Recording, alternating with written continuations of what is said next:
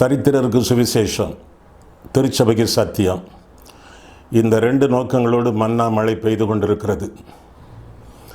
மன்னா மழையில் சங்கீத செய்திகள் என்ற தலைப்பில் வரிசையாக 1வது சங்கீதத்திலிருந்து 150வது சங்கீதம் வரை நாம் வேதபாட ரீதியிலே படித்து தியானிக்க இருக்கிறோம். உங்களுடைய கேள்விகள், உங்களுடைய கருத்துக்கள், உங்களுடைய ஜெப குறிப்புகள் அனைத்தையும் வர இருக்கக்கூடிய இமெயில் முகவரியிலே, டெலிஃபோன் நம்பர்களிலே நீங்கள் வாட்ஸ்அப்பாக செய்தியாக எங்களிடத்தில் நீங்கள் பகிர்ந்து கொள்ளலாம். இந்த செய்திகளை உங்களுடைய நண்பர்களுக்கு ஷேர் பண்ணுங்கள், பகிர்ந்தளியுங்கள். வாட்ஸ்அப் மூலமாக, ஃபேஸ்புக் மூலமாக பகிர்ந்தளித்து அவர்களுக்கும் நீங்கள் பிரயோஜனம் உள்ளவர்களாக நீங்கள் வாழுங்கள். இந்த செய்திகளை உங்கள் மத்தியிலே கொடுத்து கொண்டிருக்கும் பொழுது உங்கள் கையிலே கட்டாயமாக வேத புத்தகம் இருக்க வேண்டும். மன்னா மழை என்ற சேனல் வந்த உடனேயே உங்கள் வேதாகமத்தை உங்கள் கையிலே வைத்து அந்த செய்திகளை கொடுக்க வேதத்தில் இருக்கக்கூடிய வசனங்களை நீங்கள் பாருங்கள். ஆண்டவர் உங்களை ஆசீர்வதிப்பாராக. ஆமென். மன்னா மழையில் நனைய மறுபடியும் உங்களை மன மகிழ்ச்சியுடன் வரவேற்கிறேன். சங்கீத செய்திகள் என்ற தலைப்பிலே சங்கீத புத்தகத்திலிருந்து ஒவ்வொரு சங்கீதமாக இந்நாட்களிலே நாம் படித்து தியானித்து வருகிறோம். இதுவரை நாம் 28 சங்கீதங்களை குறித்து நாம் சிந்தித்திருக்கிறோம். இன்றைய நாளில் 29வது சங்கீதம். இடையிலே சில சங்கீதங்களை விட்டுவிட்டேன், அந்த சங்கீத செய்திகள் கிடைக்குமா என்று நீங்கள் கேட்பீர்கள் என்றால், இந்த சங்கீத செய்திகள் இதுவரை கொடுக்கப்பட்டவை யூடியூப்பில் இருக்கும். அது மட்டுமல்ல, mahimai.tv.com என்ற வெப்சைட்டிலும் இருக்கும். நீங்கள் அவற்றை போட்டு பார்க்கலாம். மற்றவர்களுக்கும் இந்த செய்திகளை நீங்கள் அறிமுகப்படுத்தலாம். அதன் மூலமாக மற்றவர்களுக்கும் நீங்கள் ஆவிக்குரிய ஊழியக்காரர்களாக, பிரயோஜனம் உள்ளவர்களாக நீங்கள் வாழ்வீர்கள். கர்த்தர் உங்களை ஆசீர்வதிப்பாராக. வேத புத்தகத்தை கையில் எடுத்துக்கொள்ளுங்கள். 29ஆம் சங்கீதம் தாவீதின் சங்கீதம். தாவீது எழுதி பாடிய ஒரு சங்கீதம். 29ஆம் சங்கீதத்தின் தலைப்பு கர்த்தருடைய சத்தம் என்று சொல்லலாம். கர்த்தருடைய சத்தம் என்ற வார்த்தைகள் இந்த சங்கீதத்தில் 7 முறை இடம்பெறுகின்றன. 3ஆம் வசனத்தில், 5ஆம் வசனத்தில், 7ஆம் வசனத்தில், 8ஆம் வசனத்தில், 9ஆம் வசனத்தில், 4ஆம் வசனத்தில் கர்த்தருடைய சத்தம் என்ற பதங்கள் 2 முறை இடம்பெறுவதாக நாம் காண்கிறோம். இந்த கர்த்தருடைய சத்தத்தினாலே விளையக்கூடிய நன்மைகள், அவை நமக்கு கற்றுக் கொடுக்கக்கூடிய உண்மைகள், இவற்றை குறித்து நாம் பார்க்கும் பொழுது முதல் 2 வசனங்களை நான் வாசிக்கிறேன். நீங்கள் உங்கள் வேத புத்தகத்தை பாருங்கள். பலவான்களின் புத்திரரே, கர்த்தருக்கு மகிமையையும் வல்லமையையும் செலுத்துங்கள். கர்த்தருக்கே அதை செலுத்துங்கள். கர்த்தருடைய நாமத்திற்குரிய மகிமையை அவருக்கு செலுத்துங்கள். பரிசுத்த அலங்காரத்துடனே கர்த்தரை தொழுது கொள்ளுங்கள் என்று சொல்லி நாம் முதல் 2 வசனங்களிலே நாம் வாசிக்கிறோம். ஆக முதலாவதாக நாம் பார்க்கிற வார்த்தை அலங்காரம். பரிசுத்த அலங்காரத்துடனே கர்த்தரை தொழுது கொள்ளுங்கள்.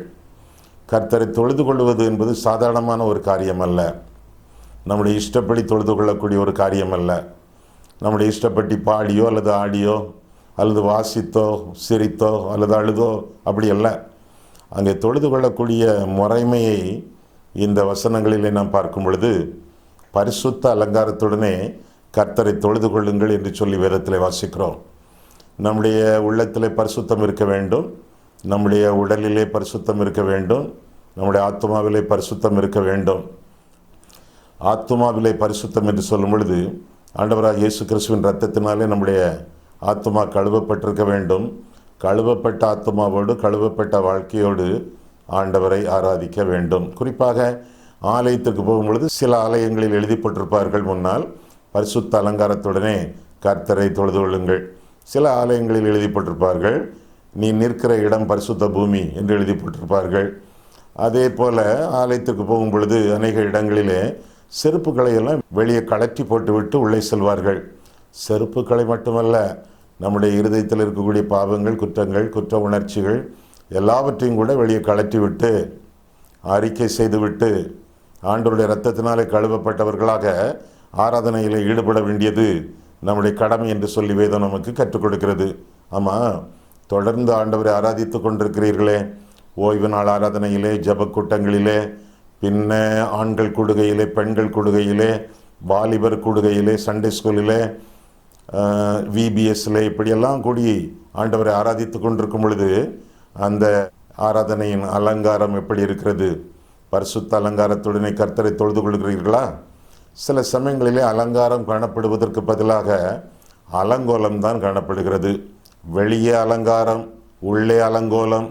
திருக்குள்ளதும் மகா கேடுள்ளதுமான இருதயத்தை ஆண்டவருடைய சமூகத்திலே ஒப்பு கொடுத்த ஆண்டவரே, சுத்த இருதயத்தை என்னிலே சிருஷ்டியும், நிலைவரமான ஆவியை என் உள்ளத்திலே புதுப்பியும் என்று சொல்லி ஆண்டவருக்கு நம்முடைய வாழ்க்கையை அர்ப்பணித்து நாம் ஆராதிக்க வேண்டும்.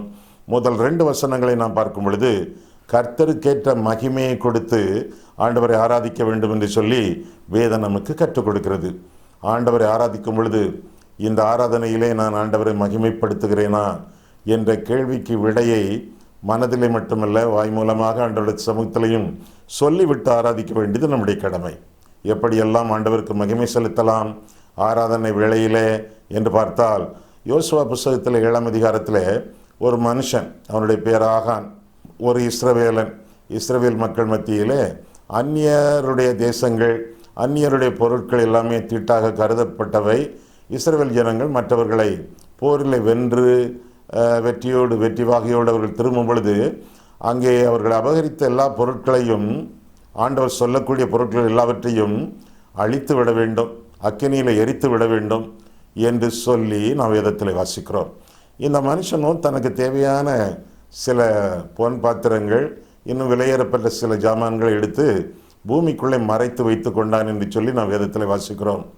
கண்டுபிடிக்கப்பட்ட பொழுது யோசுவா ஆகானை பார்த்து, அந்த மனுஷனுடைய பெயர் ஆகான், மகனே நீ ஆண்டவரை மகிமைப்படுத்து என்று சொல்கிறார். மகனே நீ ஆண்டவரை மகிமைப்படுத்து என்றால் என்ன அர்த்தம்? நீ மனம் திரும்பி உன்னுடைய பாவத்தை ஒத்துக்கொண்டு கர்த்தருக்கு முன்பாக அதை அறிக்கை செய்து விட்டு ஆண்டவரை மகிமைப்படுத்து என்பது பொருளாகும். ஆக ஆராதனையில் கலந்து கொள்ளக்கூடிய ஒவ்வொருவரும் ஆராதனையிலே ஆண்டவரை மகிமைப்படுத்த வேண்டும் என்றால் மனம் திரும்பக்கூடிய உள்ளத்தோடு, மனம் திரும்பிய வாழ்க்கையோடு ஆண்டவருடைய சமூகத்தில் கலந்து கொள்ள வேண்டியது நம்முடைய கடமை என்று சொல்லி வேதம் நமக்கு தெளிவாக கற்றுக் கொடுக்கிறது. 21ஆம் சங்கீதம் 5ஆம் வசனத்திலே ரட்சிப்பின் பாத்திரத்தை ஆண்டவருடைய சமூகத்தில் எடுத்துக்கொண்டு கர்த்தருடைய நாமத்தை தொழுது கொள்ள வேண்டும். அந்த கருத்தை 116ஆம் சங்கீதத்திலும் நாம் காண்கிறோம். கர்த்தருடைய ஆலயத்திற்கு வரும் பொழுது மனம் திரும்புதலோடு, அது மட்டுமல்ல ஆண்டவருடைய ரட்சிப்பை இருதயத்திலே வாழ்க்கையிலே விசுவாசத்தோடு சொந்தமாக்கி கொண்டு மறுபடியும் பிறந்த மக்களாக ஆராதனையிலே கலந்து கொள்ள வேண்டும். அது மட்டுமல்ல, இன்னும் பார்க்கும் பொழுது 50ஆம் சங்கீதம் 23ஆம் வசனத்திலே ஸ்தோத்திர பலி இடுகிறவன் கர்த்தரை மகிமைப்படுத்துகிறான் என்று வாசிக்கிறோமே. ஸ்தோத்திரத்தோடு ஆண்டவருடைய சமூகத்திலே நாம் வர வேண்டும். ஆண்டவருடைய சமூகத்திலே நன்றி அறிதலோடு நாம் கலந்து கொள்ள வேண்டும். ஆண்டவரே, நீர் என்னை படைத்ததற்காக உமக்கு ஸ்தோத்திரம். ஆண்டவரே, இதுவரை நீர் என்னை பராமரித்து வரக்கூடிய பராமரிப்பின் நிலைமைக்காக உமக்கு ஸ்தோத்திரம். ஆண்டவரே, இந்நாள் வரை நீர் என்னை பாதுகாத்த தயவுக்காக உமக்கு நன்றி. ஆண்டவரே, நான் பிறப்பதற்கு முன்பே நீர் எனக்காக சிலுவையில் இறந்து எனக்கு வேண்டிய ரட்சிப்பை நீர் சிலுவையில் சம்பாதித்து வைத்திருக்கிறீர். நான் இன்னும் இந்த உலகத்தில் பிறந்து மனம் திரும்புதலோடு அந்த ரட்சிப்பை விசுவாசித்து ஏற்றுக்கொள்கிறேன். உமக்கு ஸ்தோத்திரம் ஆண்டவரே. இப்படி பற்பல காரணங்களுக்காக ஆண்டவருக்கு ஸ்தோத்திரம் செலுத்தி ஆண்டவரை மகிமைப்படுத்த வேண்டியது நம்முடைய கடமையாகும். மத்தேயு 5ஆம் அதிகாரம் 16ஆம் வசனத்தில் மனுஷர் உங்கள் நற்கிரியைகளை கண்டு பரலோகத்தில் இருக்கும் பரமபிதாவை மகிமைப்படுத்தும்படியாக உங்கள் வெளிச்சம் அவர்கள் முன்பாக பிரகாசிக்க கடவுது என்று சொல்லி ஆண்டவர் சொன்னார். ஆண்டவரை மகிமைப்படுத்துவது எப்படி? முதலாவதாக மனம் திரும்புதல், 2ஆவதாக மறுபடியும் பிறத்தல், 3ஆவதாக ஆண்டவருக்கு ஸ்தோத்திரம் செலுத்துதல், 4ஆவதாக நற்கிரியைகள் மூலமாக கர்த்தருடைய நாமத்தை மகிமைப்படுத்துதல். நற்கிரியைகளினாலே நமக்கு ரட்சிப்பு அல்ல. ரட்சிக்கப்பட்டவர்கள் நற்கிரியைகள் செய்ய வேண்டும். நற்கிரியைகள் என்பது ரட்சிப்பின் கனி, ஆவியின் கனி என்று சொல்லி நாம் அறிந்து கொள்ள வேண்டும். மீண்டும், நல்ல நல்ல கிரியைகள் செய்வதனாலே நமக்கு ரட்சிப்பு அல்ல. நல்ல நல்ல கிரியைகள் செய்வதற்காக நாம் ரட்சிக்கப்படுகிறோம். அதை மனதில் வைத்து பெற்ற ரட்சிப்பை உலகத்திற்கு காட்டத்தக்கதாக அந்த ரட்சிப்பின் செய்தியை வாயால் அறிக்கை செய்வது மட்டுமல்ல, வாழ்க்கையால் வாழ்ந்து காட்ட வேண்டும். இன்னும் பார்க்கும் பொழுது யாக்கோபு 2ஆம் அதிகாரம் 1ஆம் வசனத்தில் நம்முடைய விசுவாச வாழ்க்கையின் மூலமாக, இன்னும் 1 பேதுரு 1ஆம் அதிகாரம் 7ஆம் வசனத்தில் விசுவாசத்தின் பரீட்சையிலே நாம் வெற்றி பெற்று முன்னேறி செல்லும் பொழுதெல்லாம் ஆண்டவரை மகிமைப்படுத்துகிறோம் என்ற கருத்தை அந்த வசனங்களிலே நாம் பார்க்கிறோம். அநேக பரீட்சைகள், அநேக சோதனைகள் நமக்கு முன்பாக வைக்கப்படும் பொழுது அந்த பரீட்சைகளில் வென்று நம்முடைய விசுவாசத்தை உறுதிப்படுத்தி வாழ வேண்டும். ஆண்டவர் நம்முடைய அருகாமையில் இருக்கிறார். தேவனுடைய ஆவியின் பட்டயம், ஆண்டவருடைய வசனம் நம் கையில் இருக்கிறது. மேகம் போன்ற திரளான சாட்சிகள் நம்மை சூழ்ந்து கொண்டிருக்கிறார்கள். கர்த்தருடைய பிரசன்னத்திற்குள்ளாக வாழ்கிறோம். இவை எல்லாம் நாம் விசுவாசத்திலே உறுதிப்படவும் விசுவாசத்தின் பரீட்சையில் ஜெயித்து வாழவும் பயன்படுகின்றன என்று சொல்லி வேதம் நமக்கு கற்றுக் கொடுக்கிறது. இன்னும் 96ஆம் சங்கீதம் 1ஆம் வசனத்திலே ஆண்டவரை, அவருடைய ரட்சிப்பை, அவருடைய வசனத்தை பிரசித்தம் பண்ணுவதன் மூலமாக ஆண்டவரை நாம் மகிமைப்படுத்தலாம் என்று சொல்லியும் வாசிக்கிறோம். அதே கருத்தை 145ஆம் சங்கீதம் 5ஆம் 11ஆம் வசனங்களிலும் கர்த்தருடைய நாமத்தை பிரசித்தம் பண்ணும் பொழுது கர்த்தரை மகிமைப்படுத்துகிறோம் என்ற கருத்தையும் நாம் அங்கே காண்கிறோம். அது மட்டுமல்ல, 1 கொரிந்தியர் 6ஆம் அதிகாரம் 20ஆவது வசனத்தின் அடிப்படையிலே நம்முடைய சரீரத்தினாலும் நம்முடைய ஆவியினாலும் ஆண்டவரை மகிமைப்படுத்த வேண்டியது நம்முடைய கடமை. உங்களுடைய சரீரத்தினால் நீங்கள் ஆண்டவரை மகிமைப்படுத்துகிறீர்களா? உங்களுடைய சரீரம் தேவனுடைய ஆலயம், தெரியுமா உங்களுக்கு? உங்களுடைய சரீரம் தேவனுடைய ஆலயம். அந்த ஆலயத்தை பத்திரமாக பரிசுத்தமாக காத்துக்கொள்ள வேண்டியது உங்களுடைய கடமை. எப்பொழுதும் சரீரம் சுத்தமாக இருக்க வேண்டும். இந்த சுத்தமான சரீரத்திலே லாகிரி வஸ்துகள், புகையிலை, கள்ளு, சாராயம் இதெல்லாம் பயன்படுத்தப்படலாகாது. ஏனென்றால் இது உங்களுடைய சரீரம் அல்ல, கர்த்தர் உங்களுக்கு தந்த அவருடைய சரீரம். எனவே உங்களுடைய சரீரத்தினாலும் ஆவியினாலும் ஆண்டவரை மகிமைப்படுத்த வேண்டும் என்று சொல்லி வேதத்தில் வாசிக்கிறோம். இன்னும் 2 கொரிந்தியர் 4ஆம் அதிகாரம் 17ஆம் வசனம் முதலாக பார்க்கும் பொழுது நம்முடைய பாடுகளின் மூலமாக நாம் ஆண்டவருடைய நாமத்தை மகிமைப்படுத்த வேண்டும். பாடு என்று சொல்லும் பொழுது காய்ச்சல் அல்ல, வருத்தம் அல்ல, நோய்கள் அல்ல, புற்றுநோய் அல்ல, ஏதோ ஒரு பிரச்சனை அல்ல, நாம் பெறக்கூடிய தண்டனை அல்ல, இதெல்லாம் பாடு அல்ல. பாடுனா என்னது? ஆண்டவருடைய நாமத்தின் மகிமைக்காக, அவருடைய ராஜ்யத்தின் விருவுக்காக, சுவிசேஷத்திற்காக, நம்முடைய பரிசுத்த வாழ்க்கை என்னும் சாட்சியின் ஜீவியத்திற்காக பாடுபடுவது ஆண்டவரை மகிமைப்படுத்துவதாகும். அப்படியே ஒரு பாடு வந்தாலும் அது சற்று நேரம்தான், சில காலம்தான் என்று சொல்லி நாம் தெளிவாக அறிந்து கொள்ள வேண்டும். ஆக பாடுகள் ஆண்டவரை மகிமைப்படுத்துகின்றன என்று சொல்லி நாம் வேதத்தில் வாசிக்கிறோம். சீமோன் பேதுருவை பற்றி ஆண்டவர் சொல்லும் பொழுது யோவான் கடைசி அதிகாரத்தில் அவன் என்ன விதமாய் மகிமைப்படுத்த போகிறான் என்று சொல்லி ஆண்டவர் அவனிடத்தில் சொல்லுவதாக நமக்கு அறிவிப்பதாக பார்க்கிறோம். ஆக இதுவரை உன்னுடைய இஷ்டப்படி நீ வாழ்ந்து தெரிந்தாய், ஒரு காலத்தில் உன்னை இன்னொருவன் வந்து உன்னுடைய அறையை கட்டுவான், என்னை மகிமைப்படுத்தக்கூடிய அளவிலே உன்னுடைய மரணம் இருக்கும் என்று சொல்லி ஆண்டவருக்கான பாடுகள், அவருக்காக மரிக்கக்கூடிய வாழ்க்கை, இதையெல்லாம் குறித்து என்னை மகிமைப்படுத்தக்கூடிய காரியங்கள் என் ஆண்டவர் திருவுளம் பெற்றுவதாக அந்த வசனங்களிலே நாம் வாசிக்கிறோம். ஆக நம்முடைய வாழ்க்கையிலே முக்கியமான நோக்கம் தேவனை மகிமைப்படுத்துவதற்காக என்பதை புரிந்து கொள்ள வேண்டும். நமக்காக அல்ல, நம்முடைய சுயநலத்திற்காக அல்ல, கர்த்தரை மகிமைப்படுத்துவதே நம்முடைய வாழ்க்கையின் நோக்கமாகவும் நம்முடைய தனிப்பட்ட சித்தமாகவும் இருக்க வேண்டும். ஆமாம், ஆண்டவரை மகிமைப்படுத்துகிறீர்களா? உங்களுடைய சொல்லாலே, செயலாலே, உங்களுடைய சித்தத்தாலே, சிந்தையாலே ஆண்டவரை மகிமைப்படுத்துகிறீர்களா? இன்னும் தொடர்ந்து வாசிக்கும் பொழுது ஆண்டவருடைய வசனத்தினாலே, அந்த வசனத்தை மற்றவர்களுக்கு போதிப்பதினாலே நாம் கர்த்தரை மகிமைப்படுத்த வேண்டும். நம்முடைய வாயை வேறு காரியங்களுக்காக, வீணான காரியங்களுக்காக பயன்படுத்தாமல் விசுவாச காரியங்களுக்காக, வசனத்தை பிரசித்தம் பண்ணக்கூடிய காரியத்திற்காக பயன்படுத்த வேண்டியது நம்முடைய கடமை. அது மட்டுமல்ல, கையில் ஃபோன் இருந்தால் அந்த ஃபோனை கூட ஆண்டவருடைய மகிமைக்காக பயன்படுத்த வேண்டும். நம்முடைய SMS, நம்முடைய வாட்ஸ்அப் இதையெல்லாம் அனுப்பும் பொழுது ஏதாவது கர்த்தரை மகிமைப்படுத்தக்கூடிய ஒரு வசனம் அல்லது ஒரு வரி அல்லது ஒரு ஜெபம், இதையெல்லாம் நீங்கள் மற்றவர்களுக்கு அறிவிக்கும் பொழுது ஆண்டவர் நிச்சயமாக மகிமைப்படுத்துகிறீர்கள். அது மட்டுமல்ல, கர்த்தர் மகிமை பொருந்தினவராக இந்த வையகத்தை நடுத்தீர்க்க வரப்போகிறார் என்று சொல்லி நாம் எல்லாரும் அறிவோம். மத்தேயு 16ஆம் அதிகாரம் 27ஆம் வசனத்தில் நாம் பார்க்கும் பொழுது ஆண்டவருடைய வருகைக்கு நாம் ஆயத்தப்பட்டு வாழும் பொழுது ஆண்டவரை மகிமைப்படுத்தும் மக்களாக இந்த உலகத்தில் நாம் ஜீவித்து கொண்டிருக்கிறோம். ஆண்டவருடைய வருகைக்கு ஆயத்தமாக இருக்கிறீங்களா? இதோ நான் சீக்கிரமாக வருகிறேன் என்று ஆண்டவர் சொல்லுகிறார். இதோ சீக்கிரமாக வருவேன்னு சொல்லலை, வருவேன்னா கொஞ்சம் நாள் ஆகும். இதோ நான் சீக்கிரமாக வருகிறேன். ஆங்கில வேதாகமத்தில் இன்னும் அடிப்படை வேதாகமமாகிய கிரேக்க மொழியிலே பார்க்கும் பொழுது பிஹோல் ஐ ஆம் கமிங் குவிக்லி என்று எழுதப்பட்டிருக்கிறது. இதோ நான் சீக்கிரமாக வந்து கொண்டிருக்கிறேன் என்று சொல்லி வேதம் சொல்கிறது.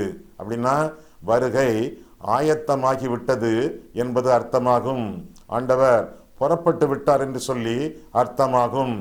ஆண்டவருடைய வருகைக்கு இந்த உலகத்தில் நாம் ஆயத்தமாக இருக்கும் பொழுது இப்போ சொன்ன எல்லா காரியங்களும், மனம் திரும்புதல், மறுபடியும் பிறத்தல், ஸ்தோத்திர பலி, நற்கிரியைகளை செய்தல், விசுவாசத்தோடு வாழ்தல், ஆண்டவருடைய நாமத்தை வசனத்தை பிரசித்தம் பண்ணுதல், கர்த்தருக்காக பாடுபடுதல், கர்த்தருக்காகவே மரித்தல், இப்படி பல காரியங்கள் ஆண்டவருடைய வருகையோடு சேர்த்து ஆண்டவரை மகிமைப்படுத்துகின்றன. இந்த காரியங்களையெல்லாம் செய்ய வேண்டியது, இந்த காரியங்களையெல்லாம் கடைபிடிக்க வேண்டியது நம்முடைய கடமை. ஏனோ தானோ என்று வாழாமல் நாம் இரவலாக பெற்ற வாழ்க்கையை, ஆண்டவருக்கு சொந்தமான வாழ்க்கையை ஆண்டவருக்காக மட்டும் பயன்படுத்தி முன்னேறி செல்ல வேண்டியது ஆண்டவரை நாம் மகிமைப்படுத்துதல் ஆகும். ஆக ஆண்டவரை மகிமைப்படுத்தத்தக்கதாக அவருடைய வல்லமையை, அவருடைய வசனத்தை மற்றவர்களுக்கு அறிவிக்கத்தக்கதாக நாம் வாழ வேண்டியது நம்முடைய கடமை. அது மட்டுமல்ல, ஆராதனை செய்வது, பரிசுத்த அலங்காரத்துடனே கர்த்தரை தொழுது கொள்ளுதல், இதுவும் ஆண்டவரை மகிமைப்படுத்தக்கூடிய ஒரு காரியம். எந்த வேளையிலே ஆண்டவருடைய ஆலயத்திற்கு சென்றாலும், ஆண்டவருடைய ஆலயத்திற்குள்ளே அடியெடுத்து வைப்பதற்கு முன்பே நாம் பரிசுத்த அலங்காரத்தை பெற்றுக்கொண்டு, ஆண்டவரே என்னுடைய சரீரத்தை, என்னுடைய ஆத்மாவை, என்னுடைய மனதை, உச்சி முதல் உள்ளங்கால் வரை என் உள்ளிந்திரியங்கள் யாவற்றையும் உம்முடைய மாசற்ற இரத்தத்தினாலே கழுவி சுத்திகரியும் என்று சொல்லி அந்த சுத்திகரிப்பை விசுவாசத்தோடு ஆண்டவருடைய சமூகத்திலே சொந்தமாக்கி கொண்டு ஆலய பிரகாரங்களிலே பிரவேசிக்க வேண்டியது நம்முடைய கடமை. ஆக முதல் 2 வசனங்களிலே அலங்காரம் என்று பார்க்கிறோம்.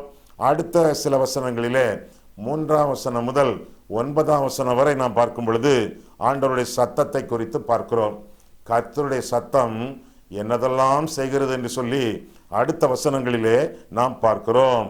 ஆண்டவருடைய சத்தம் ஒரு மனுஷனுக்கு, ஒரு விசுவாசிக்கு என்னவெல்லாம் செய்கிறது என்று பார்த்தால், முதலாவதாக ஆண்டவருடைய செயல்பாடுகளை ஆண்டவருடைய சத்தம் விளக்குகிறது. இரண்டாவதாக ஆண்டவருடைய அதிகாரத்தை ஆண்டவருடைய சத்தம் விளக்குகிறது. மூன்றாவதாக ஆண்டவருடைய உண்மைத்தன்மையை ஆண்டவருடைய சத்தம் விளக்குகிறது. ஐயா, ஆண்டவருடைய சத்தத்தை நான் கேட்கவே இல்லையே. சிலர் சொல்றாங்க அவருடைய மெல்லிய சத்தம், அதை நான் கேட்டேன்னு சொல்றாங்களே. கேட்டிருக்கலாம், கேட்காமலும் இருக்கலாம், அல்லது வேற ஏதாவது சத்தத்தை கூட கேட்கலாம். ஏன்னா ஒரு மனுஷனுக்கு ஒன்று அவனுடைய சத்தமே கேட்கும், பிசாசின் சத்தமும் கேட்கும், ஆண்டவருடைய சத்தமும் கேட்கும். அதை உறுதியாக நம்ப முடியாது. உண்மையான ஆண்டவருடைய சத்தம் என்ன தெரியுமா? வேதம், ஆண்டவருடைய வேத புத்தகம். அதை வாசிக்க வாசிக்க கர்த்தருடைய சத்தம் நம் இருதயத்தில் தொனிக்கும், நம்முடைய காதுகளிலே விழும் என்று சொல்லி வேதம் சொல்லுகிறது. அது மட்டுமல்ல, ஆண்டவருடைய சத்தம் என்பது ஒரு ஆள் தத்துவம். ஆண்டவருடைய சத்தம் என்பது ஒரு ஆள் தத்துவம். அந்த சத்தத்திற்கு பின்னால் ஒரு ஆள். யார்? இயேசு. வெளிப்படுத்தும் விசேஷம் 1ஆம் அதிகாரம் அதில் நான் பார்க்கும் பொழுது, என்னிடத்தில் பேசிய அந்த சத்தத்தை பார்க்க நான் திரும்பினேன் என்று யோவான் சொல்வதாக நான் வேதத்தில் வாசிக்கிறோம். வெளிப்படுத்தும் விசேஷம் 1ஆம் அதிகாரத்திலே நான் பார்க்கிறோம். சத்தத்தை கேட்க முடியும், பார்க்க முடியாது. யோவான் என்ன சொல்கிறான்? அந்த சத்தத்தை பார்க்க திரும்பினேன். பொருள் என்ன? அந்த சத்தத்திற்கு பின்னால் ஒரு ஆள் தத்துவம். ஆக ஆண்டவருடைய சத்தத்தை கேட்கும் பொழுது ஆண்டவருடைய பேசுகிறார், நம்மோடு பேசுகிறார் என்பதை அறிந்து கொள்ள வேண்டும். அந்த சத்தத்திலே கர்த்தருடைய வல்லமையும் கர்த்தருடைய மகிமையும் காணப்படும் என்று சொல்லியும் இந்த சங்கீதம் அறிவிக்கிறது. ஐயா, இந்த சத்தத்தினாலே, கர்த்தருடைய சத்தத்தினாலே விளையக்கூடிய நன்மைகள் என்ன, அது என்ன செய்கிறது என்று இந்த சங்கீதத்தில் நான் பார்த்தால், ஒரு சில வசனங்களை ஒப்பிட்டே பார்த்தால், முதலாவதாக 5ஆம் 7ஆம் வசனங்களிலே பார்க்கிறோம், கர்த்தருடைய சத்தம் உடைக்கிறது. உடைக்கிறது. லீபனோன் மரங்கள், கேதுரு மரங்கள் அக்கினியை போல உடைக்கிறது. ஆண்டவருக்கு ஆக்கவும் தெரியும், அழிக்கவும் முடியும். உடைக்கிறது தீமையான காரியங்கள், தீங்குகள், நமக்கு விரோதமான காரியங்கள், வியாதிகள், நம்மை சுற்றி நெருங்கி நிற்கக்கூடிய விபத்துக்கள், ஆபத்துக்கள் உடைத்தெறிகிறது. கவலைப்பட வேண்டாம். கர்த்தருடைய சத்தம் தீமையானவைகளை உடைத்தெறிகிறது. இரண்டாவதாக கர்த்தருடைய சத்தம் உலுக்குகிறது என்று சொல்லி 8ஆம் வசனத்தில் என்ன வாசிக்கிறோம்? கர்த்தருடைய சத்தம் அதிர பண்ணுகிறது என்று சொல்லி வேதத்தில் என்ன வாசிக்கிறோம்? உலுக்குகிறது. உலுக்க உலுக்க நம்முடைய உடலிலே ஆரோக்கியம், நம்முடைய வாழ்க்கையிலே ஆரோக்கியம், நம்முடைய மனித உறவுகளிலே ஆரோக்கியம். புரியலையே ஐயா. மருத்துவர்கிட்ட போனா அவர் மருந்து கொடுக்கிறார், ஒரு பாட்டிலில் கொடுக்கிறார். பாட்டிலில் கொடுத்துக்கிட்டு இதை நீங்கள் குடிக்கிறதுக்கு முன்ன நல்லா உலுக்கி நல்லா குலுக்கி நீங்கள் குடிங்கன்னு சொல்றார். ஆமா தானே? அப்போ குலுக்கும் பொழுது உலுக்கும் பொழுது அந்த மருந்து நன்றாக கரைகிறது, அதனுடைய மருந்தின் சத்து எல்லாம் உள்ளே போகிறது. ஆக உலுக்கி குடிக்கும் பொழுது பயன், ஆரோக்கியம், ஆண்டவருடைய புது பலன். அதுபோல நம்முடைய வாழ்க்கையில சில சமயங்களிலே எல்லாம் நன்றாக இல்லை, உலுக்கப்படுகிறோம், குலுக்கப்படுகிறோம், பாடுபடுகிறோம். அந்த சமயத்திலே ஆரோக்கியம், கர்த்தருக்கு சித்தமான ஆரோக்கியங்களை உலுக்கக்கூடிய வேளையிலே கூட ஆண்டவர் தருகிறார். ஆக முதலாவதாக கர்த்தர் உடைக்கிறார், இரண்டாவதாக உலுக்குகிறார், மூன்றாவதாக உருவாக்குகிறார். கர்த்தருடைய சத்தம், கர்த்தருடைய சத்தம் உருவாக்குகிறது, மான்களை ஈன பண்ணுகிறது என்றெல்லாம் சொல்லி நான் வேதத்தில் வாசிக்கிறோம். புது வாழ்வு பிறக்கிறது. உருவாக்கக்கூடிய தெய்வம், புதுசாக உண்டாக்கக்கூடிய தெய்வம் என்று சொல்லி கூட நான் வேதத்தில் வாசிக்கிறோம். இந்த சங்கீதத்தை நீங்கள் ஒரு தடவை இந்த செய்தியை கேட்ட பிறகு நீங்கள் வாசித்து பார்ப்பீர்கள் என்றால் இந்த காரியங்களை எல்லாம் நீங்கள் இன்னும் ஆழமாக நீளமாக நீங்கள் கண்டுபிடிக்கலாம். உடைக்கக்கூடிய தெய்வம் தீமைகளை, துன்மார்க்கங்களை, ஆபத்துக்களை. இரண்டாவதாக உலுக்கக்கூடிய தெய்வம் பாடுகளின் ஊடாக நம்மை பரிசுத்தப்படுத்தி நமக்கு ஆரோக்கியம் தரக்கூடிய ஆண்டவர். மூன்றாவதாக உருவாக்கக்கூடிய தெய்வம், புதிய புதிய காரியங்களை நம்முடைய வாழ்க்கையிலே சிருஷ்டித்து தரக்கூடிய தெய்வம். ஆக 2 காரியங்களை இந்த சங்கீதத்தின் வாயிலாக நாம் பார்த்தோம். மூன்றாவதாக இன்னும் பார்க்கும் பொழுது ஆசீர்வாதம். கர்த்தருடைய சத்தத்தினாலே ஆசீர்வாதங்கள் என்று சொல்லி கூட நான் வேதத்தில் வாசிக்கிறோம். முதலாவதாக அலங்காரம் என்று சொல்லி பார்த்தோம், இரண்டாவதாக ஆண்டவருடைய சத்தம் என்று சொல்லி கூட நான் பார்த்தோம், மூன்றாவதாக ஆசீர்வாதம். என்னெல்லாம் நடக்கிறது என்று பாருங்கள். 9ஆம் வசனம் முதல் கர்த்தருடைய சத்தம் பெண் மான்களை ஈனும்படி செய்து காடுகளை வெளியாக்கும், அவருடைய ஆலயத்தில் உள்ள யாவரும் அவருடைய மகிமையை பிரஸ்தாபிக்கிறார்கள். கர்த்தர் ஜலப்பிரகாரத்தின் மேல் உட்கார்ந்திருக்கிறார், கர்த்தர் என்றென்றைக்கும் ராஜாவாக வீற்றிருக்கிறார். கர்த்தர் தமது ஜனத்திற்கு பலன் கொடுப்பார், கர்த்தர் தமது ஜனத்திற்கு சமாதானம் அருளி அவர்களை ஆசீர்வதிப்பார் என்று சொல்லி வாசிக்கிறோம். ஆசீர்வதிக்கக்கூடிய ஆண்டவர், உட்கார்ந்திருக்கக்கூடிய ஆண்டவர், ஜல பிரவாகத்தின் மேல் உட்கார்ந்திருக்கக்கூடிய ஆண்டவர்.